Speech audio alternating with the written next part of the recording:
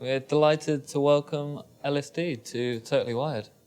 Hello. Thank you so much for coming down. Not to worry. At quite late notice as well. I think you only got a week or so. So that was a really nice session. Talk to me about what the two tracks you played. The first track, Homecoming Queen's quite an old one of mine. I wrote it maybe 2 or 3 years ago. I was really happy to put that out as a single this year. But that's a track, it's kind of, a lot of my tracks revolve around kind of the same theme of sort of self-introspection and feelings of doubt as well. Kind of run a current through a lot of my songs, and particularly with Homecoming Queen. But the kind of main theme of that song really is sort of about finding someone really special and sort of knowing that you kind of would like to have children with them maybe one day and sort of settle down and kind of having a vision of maybe a sort of idyllic future together.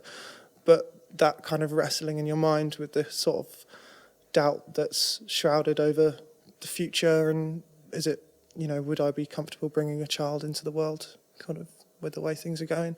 Well, I mean, and they just released a new EP called We Are the Last Generation. So, certainly I fitting. mean, kind of hard to bring a child up if Yes. that's your belief.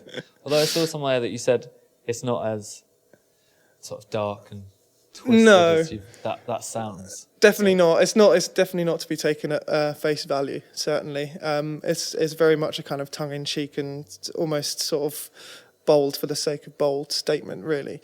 Because obviously, I'm not of the belief that we are generally the last generation that will walk the earth and will all be wiped out by an asteroid in 6 months or so.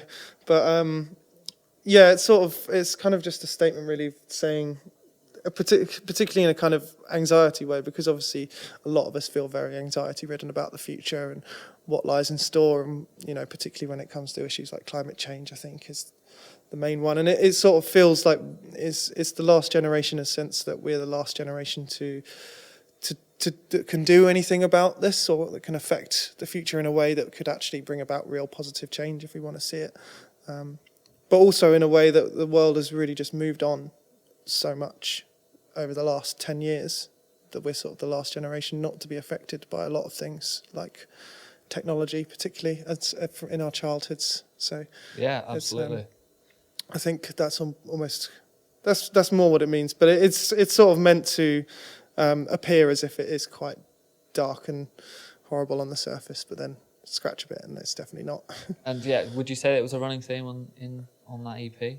Yeah, most definitely. A lot of the songs because the other track that you played is of course on that as well. Yeah, Evening Silence, certainly, and that one is particularly kind of just about feeling doubtful and lost in yourself and kind of just doubting everything you do and whether it really is worth anything, to be honest. But then taking a step back and realising that whatever you want to do is always worth something, as long as you're enjoying it as well. And I think that's definitely something that runs through, and that realisation of, well, even if it is really terrible in the future, if I look back and think I haven't enjoyed my time now, it'll be so much worse then.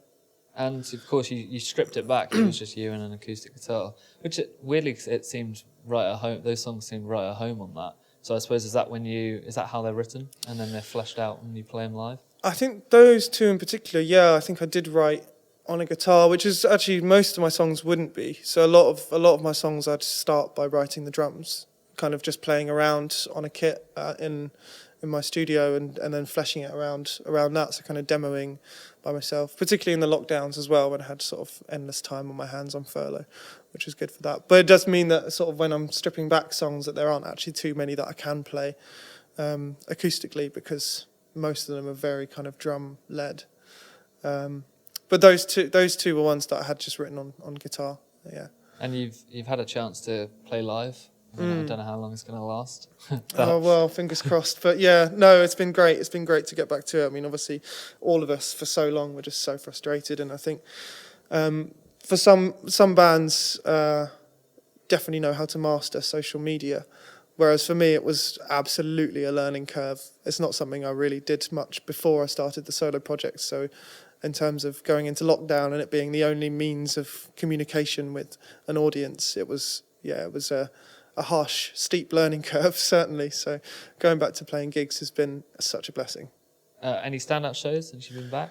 Our EP launch show at Green Door Store on the 6th of this month earlier was probably the best show we've ever done with this project. It was just felt like a real moment where, I kind of thought to myself that, I've put in a lot of hard work over the last couple of years trying to sort of, make a name on the Brighton scene and stuff like that. And it kind of feels like we've sort of maybe taken a bit of a step up in that regard, and, it's kind of paid off, and that maybe people are starting to sort of see who we are in Brighton, which is obviously a lovely feeling. Being part of your hometown scene, which has got to be definitely the main goal of being a young musician. I think definitely it's really important to be part of that scene. So that really stands out to me as a show where very much enjoyed. I think you have done a really good job of that. I think, the name stands out anyway. Ellis-D is a brilliant name, but I thought it seems like there's been a real nice, steady flow of music coming from you, and it's a really tangible piece of work. I mean, the new EP is fantastic. Well, thank you very much. I'm really happy with it, and it's certainly, I think it became something I was bogged down in for a long time during the lockdowns, because obviously you have so much time on your hands, and usually when you would go to write, it would be interspersed with going to work or rehearsals or gigs or anything like that. But when you've just got that kind of endless time stretching out in front of you to toy with your songs, basically, and there's no sort of end limit on which to finish them, it can be almost harder sometimes. Sometimes you need that kind of limit of going, I need to finish it by now to know, so that you don't get too kind of, I want to change this, and there's a tiny bit too much reverb on that bit of guitar, 10-second interval, so I'm going to change that around. But no, as I said, I think with the same as the social media side, it almost was a learning curve, and in terms of writing, having that time actually was really helpful, and I'm definitely really proud of the work I'm coming out with now. And so you've ended 2020 with a new EP. What can we expect in the new year?